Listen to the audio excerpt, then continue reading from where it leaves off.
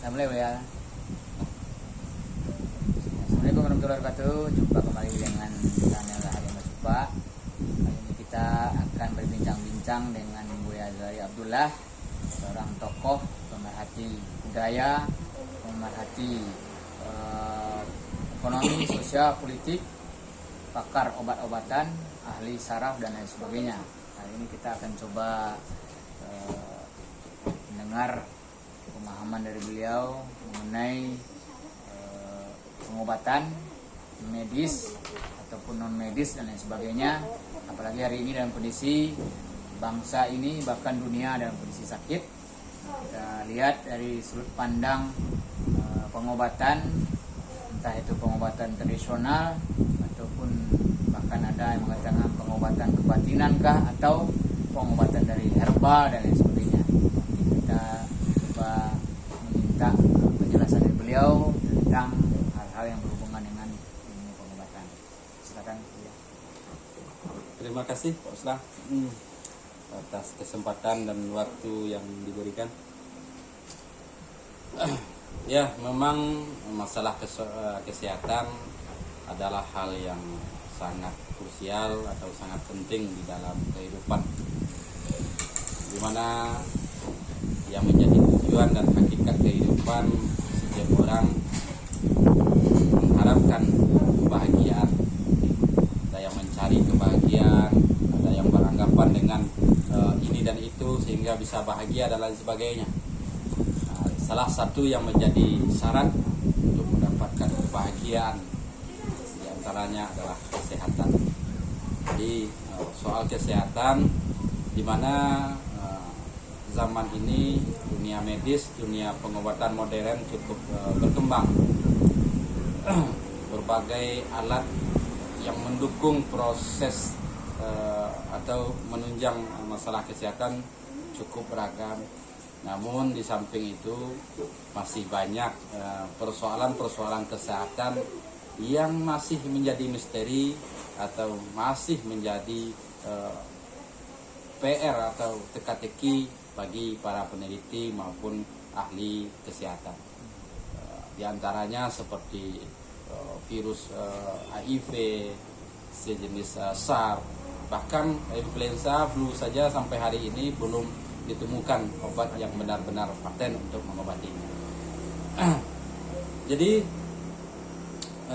dengan acuan dan sumber pemahaman bagi saya dari konsep leluhur, di mana seluruh peradaban telah mewariskan berbagai metode-metode peradaban, khususnya dalam pembahasan kali ini tentang kesehatan. Leluhur mewariskan berbagai metode pengobatan, sejak itu dari pengobatan menggunakan tanaman obat maupun menggunakan hewan.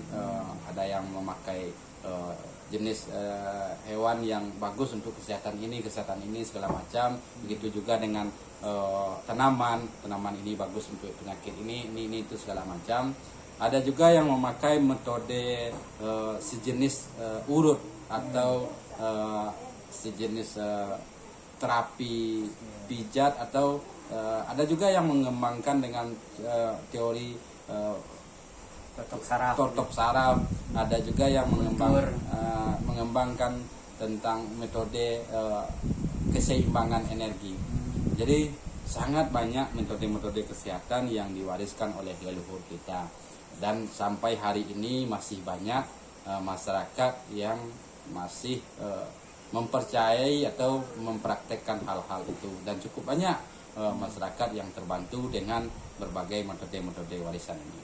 Jadi dalam masalah saat ini seperti COVID, di mana melanda hampir seluruh negara di dunia ini, dan berbagai macam solusi untuk mengantisipasi penyebaran atau memutus penyebaran mata rantai COVID. Berbagai program, berbagai metode telah diterapkan oleh negara masing-masing sesuai kebijakan pemerintahnya. Namun masih juga belum dapat mengatasi penyebaran virus atau mata rantai penyebaran virus COVID. Oleh sebab itu mungkin perlu kita kembali melihat warisan budaya kita, warisan leluhur kita, bagaimana perjalanan sejarah menjelaskan berbagai persoalan-persoalan penyakit telah terjadi pada masa-masa atau bagi kaum-kaum sebelumnya, dan berbagai solusi juga telah ditemukan. Seperti virus, saya pernah mengangkat tema tentang COVID ini seperti penyakit akut di ayam. Jadi penyakit akut lo kalau pagi ayam kena ini ya, bahkan siang bisa habis kandang. Oh gitu. Jadi kalau dilihat dari informasi-informasi yang berkembang yang ada dari informasi COVID, kurang lebih kan seperti itu. Jadi virus yang satu orang terpapar kemudian bisa dalam waktu sesaat memapar banyak orang. Sementara kalau kita mengacu kepada konsep tradisi untuk mengatasi seperti contoh tadi penyakit pada ternak ayam, maka leluhur mengajarkan untuk memisahkan ayam yang sehat dengan ayam yang sakit, kemudian membersihkan kandang, kemudian menambah asupan nutrisi untuk meningkatkan daya tahannya, kemudian membakar sejenis tumbuh-tumbuhan yang dapat menetralisir bakteri yang dimana alam atau udara ini bisa tercemar oleh berbagai bakteri. Jadi itu diantara metode-metode yang dikembangkan. Bagaimana dengan tubuh? Sesuai konsep warisan, dalam metode pengobatan leluhur mewariskan sebuah filsafat yang luar biasa, mengatakan putih ubek dek ramuan, putih tawa dek malipek. Jadi putus di sini perlu dipahami dalam arti yang lebih luas, dalam arti kesempurnaan. Jadi bagaimana kesempurnaan obat membutuhkan ramuan atau racikan yang tepat dengan perhitungan atau diagnosa penyakit yang tepat. Jadi untuk mengantisipasi penyebaran virus COVID atau penyebaran memutus mata rantai penyebaran COVID, maka hal yang pertama kalau kita mengacu kepada konsep filsafat tadi, harus kita pahami jenis apa yang terdapat atau jenis apa virus COVID ini sesungguhnya. Nah, dari sinilah kita bisa menganalisa atau mencari obat untuk dapat mengatasinya atau menjinakkannya. Tapi yang terpenting sebagaimana dalam konsep kehidupan di Minangkabau, kalau memang virus itu hidup, maka ia akan bisa berkembang sesuai dengan tempat atau lokasi di mana ia berkembang. Maka untuk menyelesaikannya adalah kearifan daerah itu sendiri. Artinya sebagaimana ungkapan Pituah mengatakan, 5 bumi dipijak, di sinan langit dijunjung, 5 rantiang dipatah, di sinan nayi desawe. Artinya untuk mengatasi penyebaran COVID di Sumatera Barat khususnya, maka kearifan lokal Sumatera Barat lah yang paling tepat memberikan solusi. Sebab perkembangan virus tadi akan menyesuaikan dengan kultur yang ada di Sumatera Barat sendiri. Ini geografisnya, geografisnya segala macam. Sebab kalau memang virus itu hidup, maka ia akan menyesuaikan mencari inang atau induk tempat ia berkembang di mana induk itu ditemukan. Jadi kalau di Sumatera Barat, ia lebih dominannya adalah kearifan Sumatera Barat menyelesaikannya. Jadi dari Sumatera Barat lagi. Obatnya dari Sumatera Barat. Tepat kalau dari Cina vaksinnya gitu ya. Kurang lebih seperti itu. Ya, tapi walaupun sebagian orang berbicara tentang vaksin, tentang metode-metode lain, tapi di sisi lain banyak juga berita yang beredar bahwa orang-orang yang terpapar COVID, diantaranya ada kira-kira ini dari salah seorang di Padang menelpon karena ia dinyatakan terpapar COVID dan ia memutuskan untuk isolasi di rumahnya. Kemudian menanyakan bagaimana penanganannya. Saya memberikan pandangan untuk kepadanya agar tetap tenang menghadapinya, tetap menjaga stamina, menjaga nutrisi atau konsumsi makanan. Hanya itu. sehingga dalam waktu 2 minggu dia melakukan tes kembali, tes swab, dinyatakan telah sehat dari COVID. Jadi itu di antara pengaman dari beberapa pengalaman dan saya melihat COVID, walaupun saya tidak bersosialisasi langsung, tidak berhadapan langsung, hanya melalui telepon. Tapi dengan metode-metode yang dikembangkan seperti itu, maka bisa dijadikan sebagai solusi.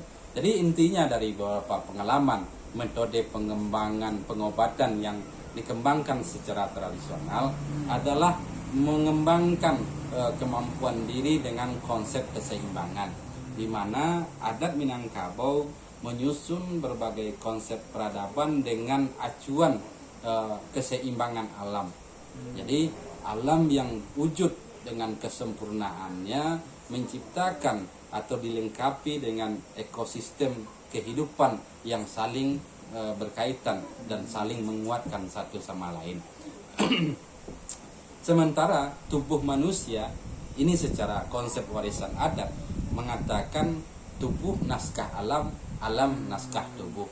Artinya antara unsur alam dan unsur tubuh menurut leluhur kita memiliki unsur yang sama.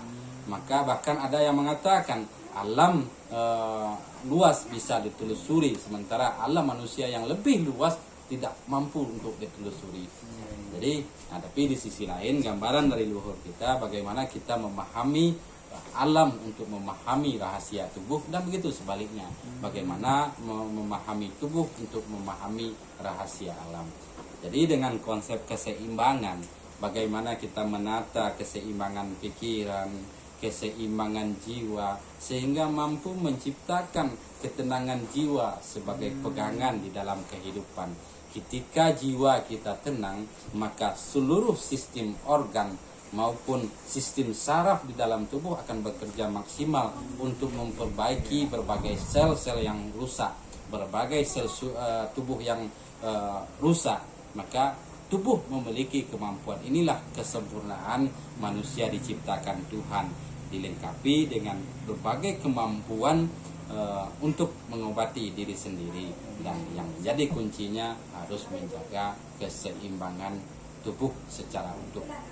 Jadi ada keseimbangan lahir dan batin gitu ya. Jadi bahwa tadi antara jiwa, pemikiran yang tenang dengan perasaan yang tenang, ditambah dengan dibantu dengan nutrisi yang datang dari luar, meningkatkan imunitas tubuh. Sehingga dengan sendirinya seperti tadi, orang yang terpapar COVID dengan kondisi jiwanya yang diperbaiki, tetap tenang, tetap sehat, psikologinya dibenahi, dia akan tubuhnya memperbaiki secara sendiri gitu ya.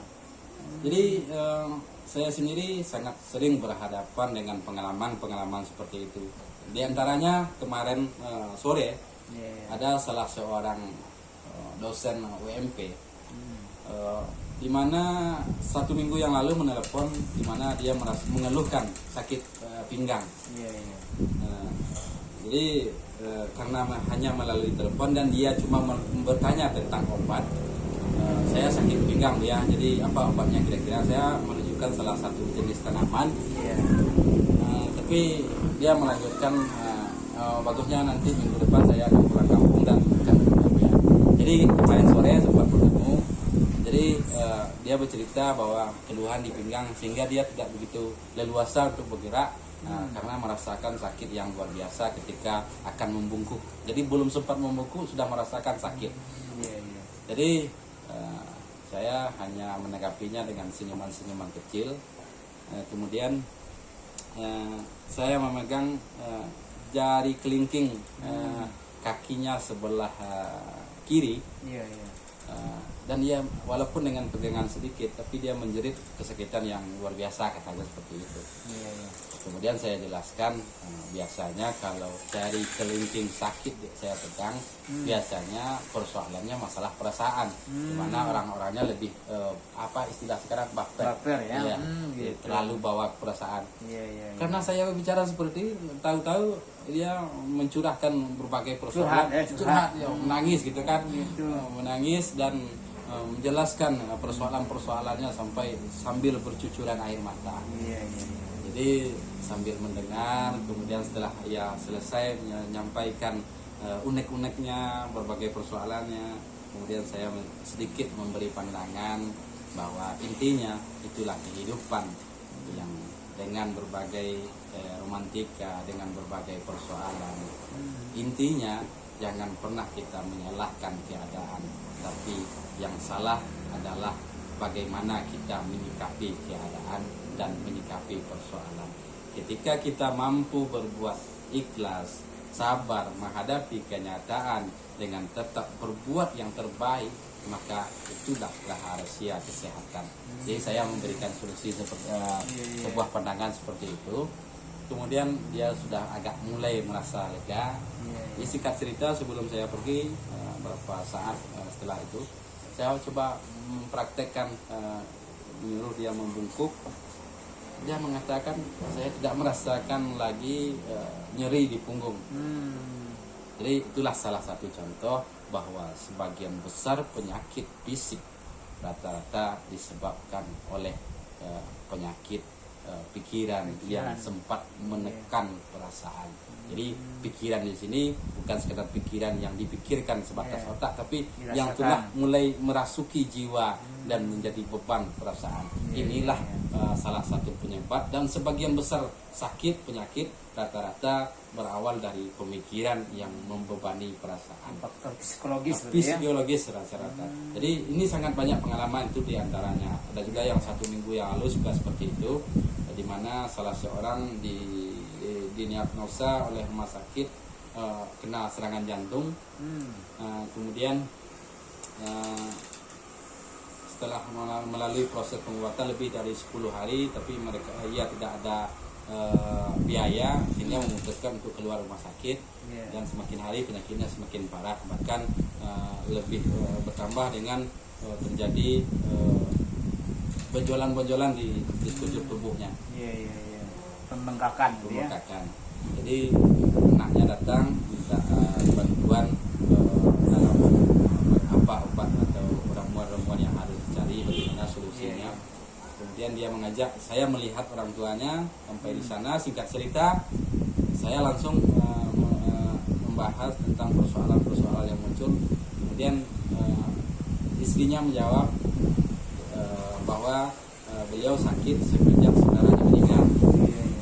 Kemudian setelah saya menemukan persoalan bahwa beban pikirannya karena saudaranya meninggal yang terlalu dibawa ke perasaan, sehingga inilah yang jadi persoalan awal pikirnya, sehingga berlarut-larut, sehingga gangguan atau tekanan jiwa bisa mengganggu kestabilan cara kerja sistem organ, mekanisme organ di dalamnya.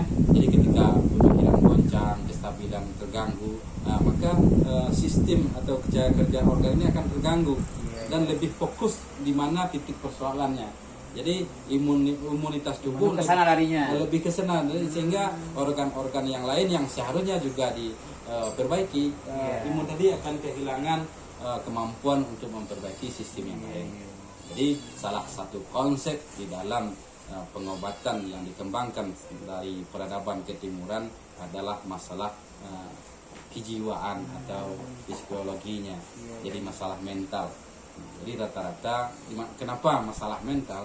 Sebab dalam pemahaman budaya ketimuran, yang manusia hakikatnya adalah akal pikiran yang mengontrol seluruh anggota tubuh dan memelihara cara kerja sistem organ maupun sistem saraf yang menjadi ikatan seluruh atau menghubungkan seluruh organ dan anggota tubuh. Jadi itulah salah satunya, di samping menggunakan tanaman-tanaman obat, hewan, terapi pijat, bahkan ada yang lebih mistis, di mana pengobatan menggunakan media lain. Umpamanya orang patah yang dipijit atau yang diurut hanyalah seekor ayam, tapi gitu.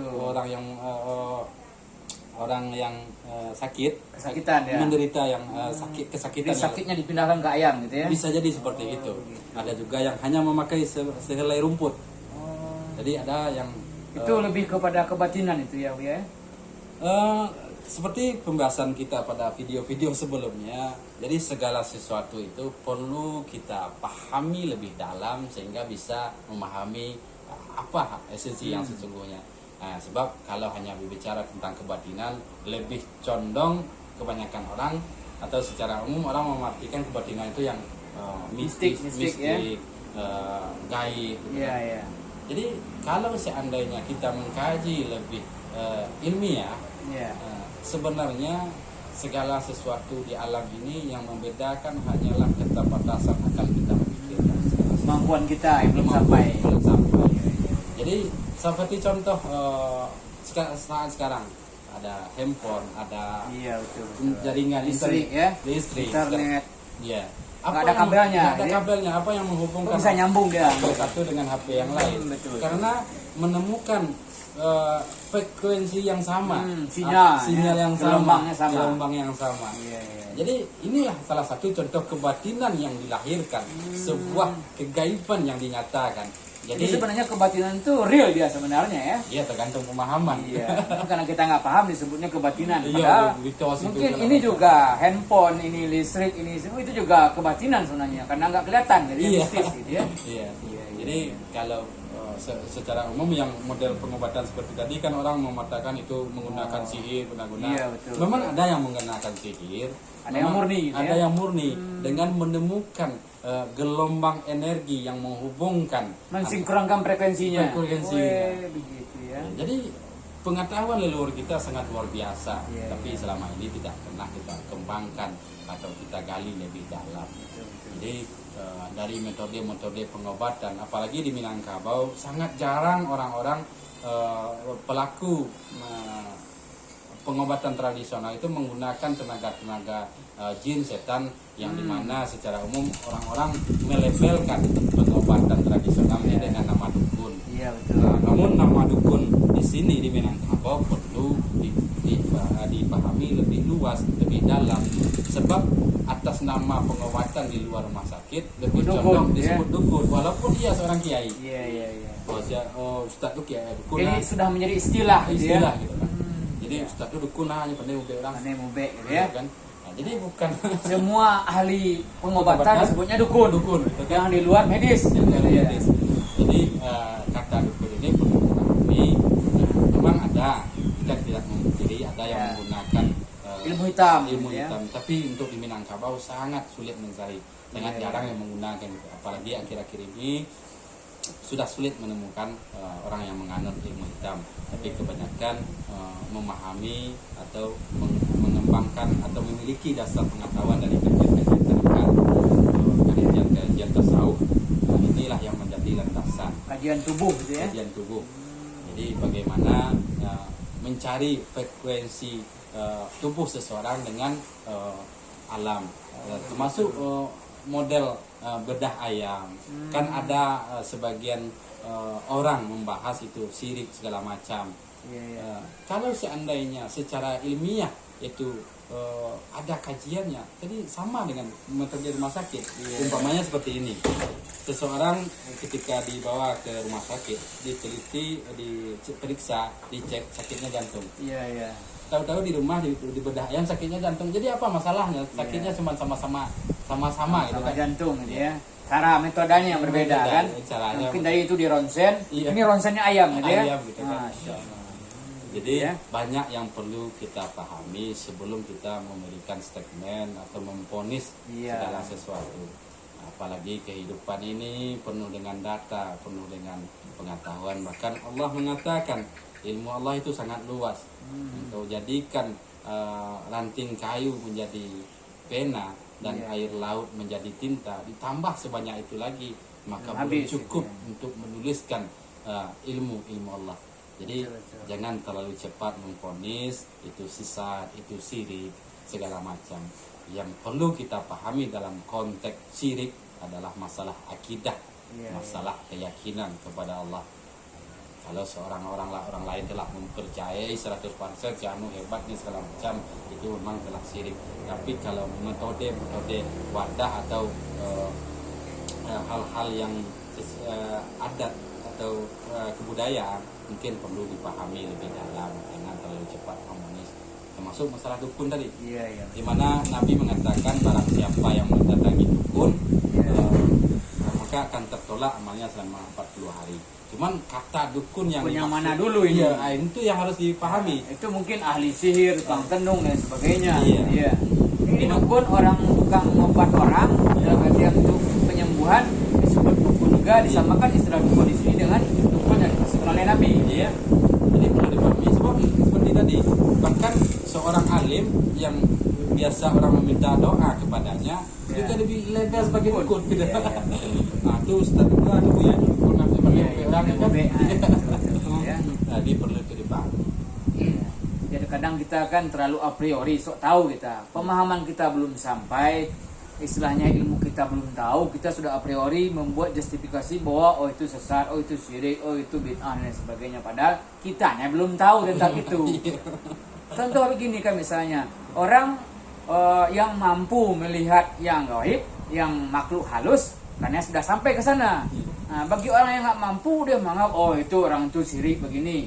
Nah, karena dia istilahnya mampu melihat setan, melihat jin. Nah, padahal karena dia yang nggak mampu, belum sampai jangkauan ilmunya. Ya, seperti contoh tadi, ketika pengobatan memakai media lain atau memijit ayam, sementara yang menderita sakit merasakan dampak dari ayam tadi, itu kan.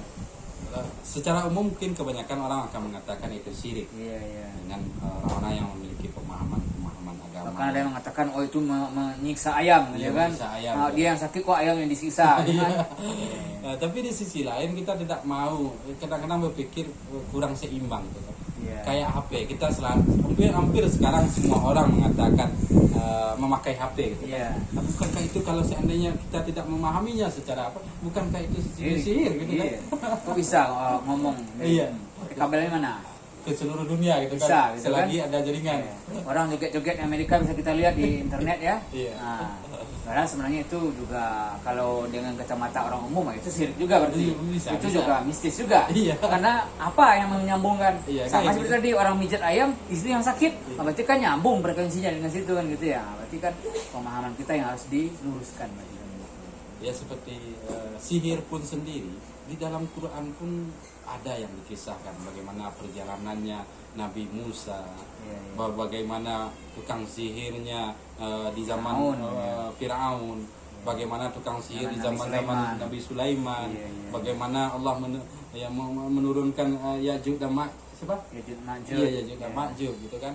Jadi sihir itu secara jelas dikatakan ada gitu kan. Iya. Jadi bukan semena-mena kita menolak atau mengingkari kebenarannya. Iya. Tapi yang paling penting dari konsep ini bagaimana kita menjadikan semuanya sebagai sarana untuk memperkuat akidah kita, untuk memperkuat keimanan kita kepada Allah.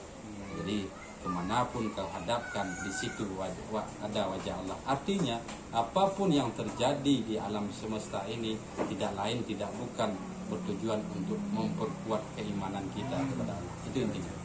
Jadi kalau saya dapat simpulkan dari penjabaran Buya tadi bahwa Buya menggabungkan antara teknik pengobatan dengan mungkin kalau orang hari ini mengatakan ada konsultasi psikis psikologis. Itu antara pengobatan psikis berbeda lagi orangnya, berbeda lagi ahlinya. Lalu Buya juga tadi menggabungkan dengan terapi totok saraf gitu kan, terapi pijat, urut dan sebagainya. Mungkin kalau di dunia medis itu juga akan berbeda lagi orangnya. Lalu tadi ada tentang herba, tanaman. Jadi kalau saya dapat simpulkan, Buya menggabungkan berbagai teknik metode pengobatan menjadi satu kesatuan sehingga lebih cepat mencapai kepada proses penyembuhan daripada penyakit. Nah, gitu ya, karena kita langsung kepada intinya. Kalau hari ini kita berobat ke rumah sakit, oh dia sakit jantung katanya, dia oprek-oprek aja jantung orang gitu kan. Dia gimana, kadang mungkin di bedahnya jantung orang dikasih selang, kasih cincin katanya, padahal mungkin penyakitnya nggak di situ sumbernya semua. Lalu entah kasih lagi obat kimia.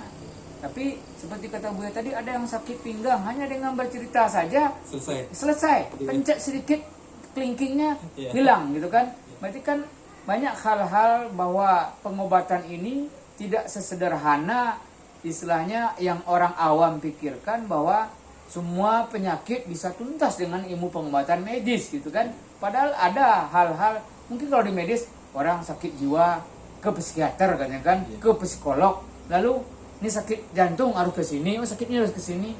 Padahal tadi kan hanya dengan pencet satu bisa berbagai penyakit terobati. Bahkan dengan dia bercerita saja penyakitnya hilang, beban mentalnya, beban pikiran dan perasaannya hilang gitu kan. Mungkin yang namanya tumbuh-tumbuhan itu hanya penambah, penguat, menstimulus kan gitu ya, untuk merangsang supaya imunnya, metabolisme tubuhnya menjadi lebih sempurna, lebih hebat, mungkin begitu ya Bu ya? Iya, kurang lebih seperti itu. Iya. Ini di dalam sebuah acara yang diselenggarakan oleh sebuah lembaga, saya pernah menyampaikan hasil pemahaman saya tentang bahwa penyakit maupun obat itu 85% pengaruhnya adalah masalah pikiran dan atau masalah kejiwaan. Dan yang 15% itu lebih dari kepada fisiknya atau makanannya lah atau yang lain. Nah, kemudian ada seorang ahli yang bertanya, bukan obat yang pentingnya ya, bukan obat yang penting, tapi diri kita. Nah, sementara ada seorang ahli yang mencoba bertanya, bagaimana Anda bisa menyimpulkan seperti itu? Jadi saya bisa menyimpulkan seperti itu karena sangat banyak pengalaman-pengalaman yang saya jumpai, yang saya temukan seperti itu. Jadi dari berbagai masalah penyakit yang ketika jiwanya terobati, secara otomatis dengan cepat sakitnya akan terobati. Karena ketika jiwa tenang, dalam pemahaman saya, tubuh akan bekerja maksimal. Dan fokus memperbaiki jaringan-jaringan atau sel saraf yang rusak di dalam tubuh. Jadi intinya adalah tubuh, dan penyakit seperti itu yang rata-rata berawal dari tubuh itu sendiri atau lebih dominan kepada pemikiran yang berlarut 1 minggu, 2 minggu persoalan tetap menjadi beban. Dan biasanya apabila lewat dari 2 minggu, kondisi kestabilan tubuh telah mulai terganggu, tidak seimbang lagi gitu ya, mulai menurun, dan kemampuannya untuk menetralisir pun harus telah menurun. Dan disinilah terkadang bagi orang-orang yang kurang mampu mengembalikan metode pemikirannya, dibantulah dengan obat-obatan herbal dari tanaman tradisional gitu ya. Seperti itu. Jadi istilahnya memang ilmu pengobatan ini harus komprehensif, menyeluruh ya. Tidak bisa hanya misalnya seperti tadi hanya fisiknya saja yang diobati, pikirannya tidak, atau misalnya hanya obatnya saja yang dimasukin.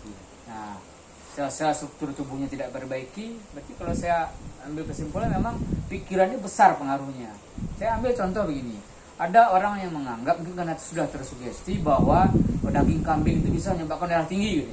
Tapi kalau saya merasakan, saya tidak punya pikiran begitu, saya makan kambing berapapun nggak ada darah tinggi. Sama juga durian, saya paling hobi durian. Nah, tapi kata orang, wah makan durian banyak-banyak nanti kolesterol, nanti ini. Tapi karena saya nggak berpikir begitu, ternyata nggak ada apa-apa sebenarnya. Jadi memang pengaruh sugesti ini besar sekali ya.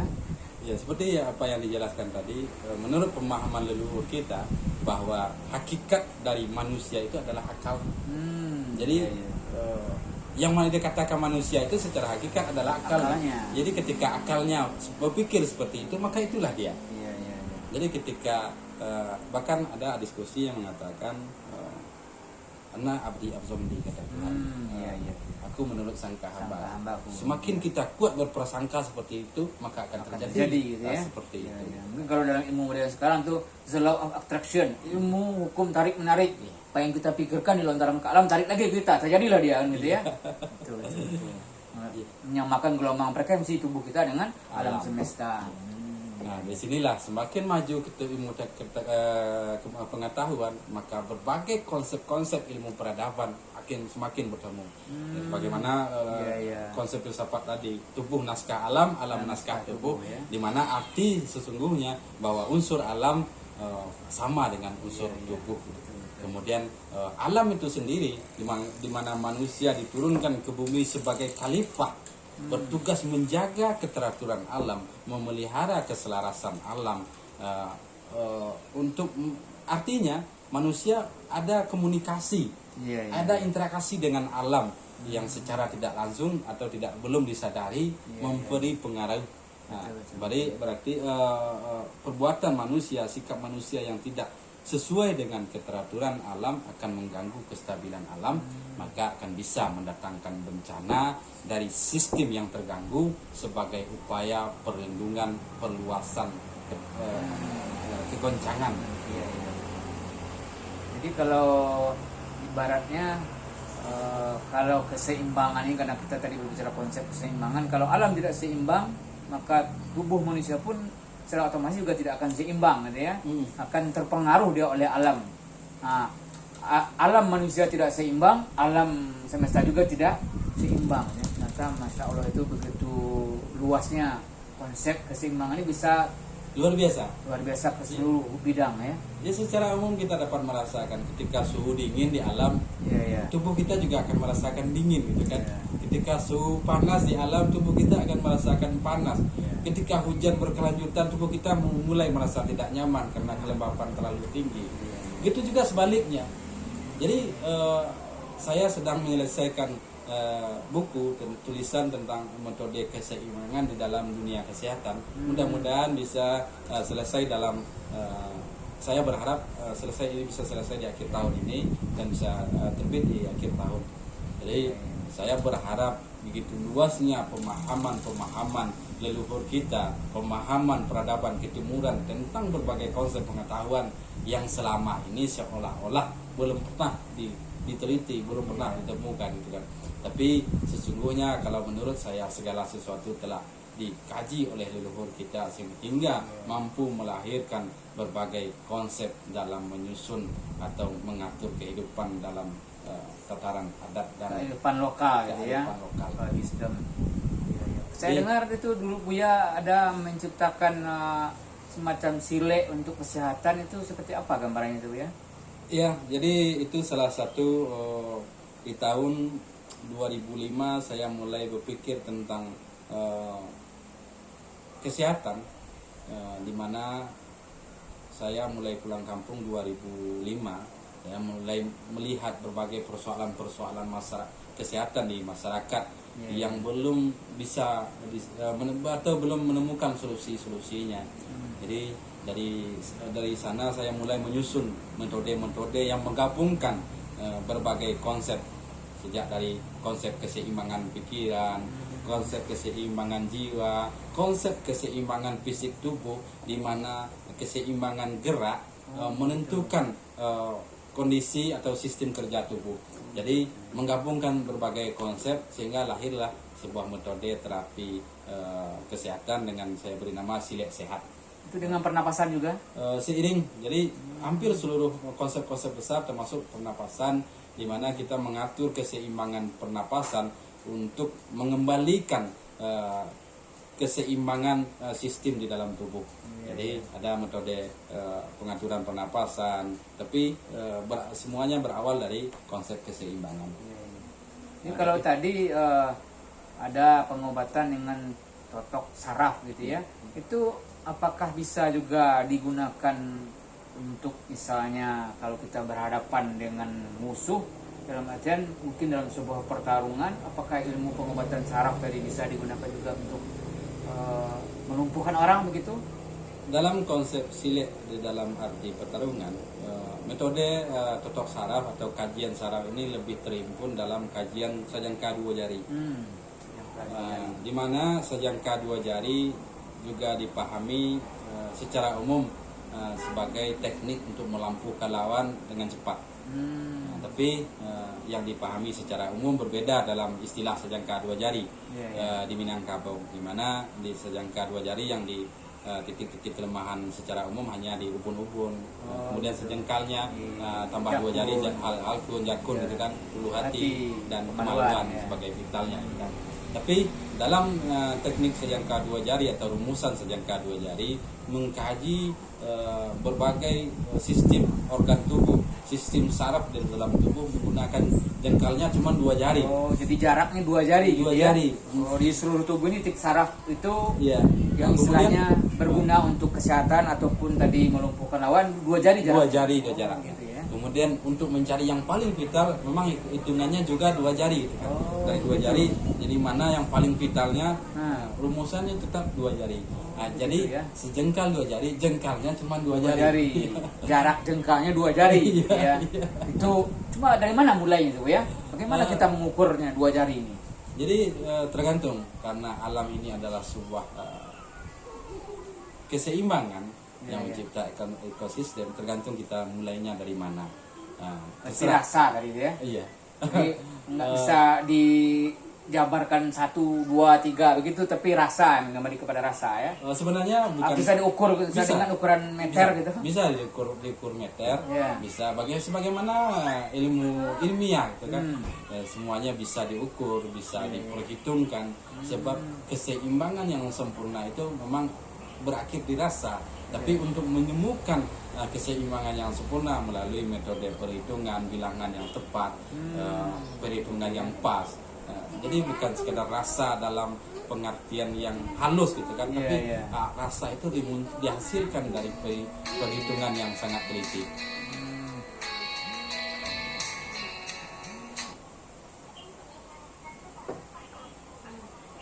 Oke, mungkin sementara itu dulu perbincangan kita tentang masalah kesehatan ini. Mungkin dalam waktu kita akan lanjutkan. Sangat menarik sekali diskusi ini. Mudah-mudahan ada guna manfaatnya. Terima kasih para pemirsa channel Harimau Cepat. Assalamualaikum warahmatullahi wabarakatuh. Waalaikumsalam warahmatullahi wabarakatuh.